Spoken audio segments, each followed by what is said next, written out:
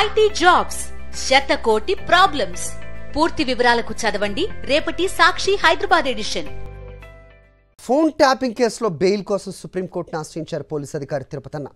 High court ఇచ్చిన ఆర్డర్స్ను సుప్రీంకోర్టులో సవాల్ చేశారు. కేసు విచారణ జరిపిన జస్టిస్ నాగరత్న ధర్మాసనం గత విచారణలో తిరుపతన్న బెయిల్ పిటిషన్పై ప్రభుత్వానికి నోటీసులు ఇచ్చింది.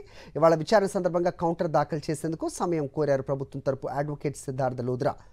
తదుపరి విచారణ డిసెంబర్ 18కి వాయిదా పడింది. ఈలోగా తిరుపతన్నకు బెయిల్ ఇవ్వకపోవడానికి గల కారణాలపై అఫిడవిట్ దాఖలు చేయాలని న్యాయస్థానం ఆదేశించింది. ఫోన్ ట్యాపింగ్ కేసులో బెయిల్ కోసం సుప్రీంకోర్టును ఆశ్రయించారు పోలీసు అధికారి తిరుపతన్న. హైకోర్టు ఇచ్చిన ఆర్డర్స్ను సుప్రీంకోర్టులో సవాల్ చేశారు.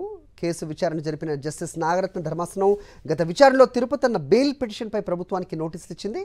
ఇవాళ విచారణ సందర్భంగా కౌంటర్ దాఖలు చేసేందుకు సమయం కోరారు ప్రభుత్వం తరపు అడ్వకేట్ సిద్ధార్థ లోద్రా.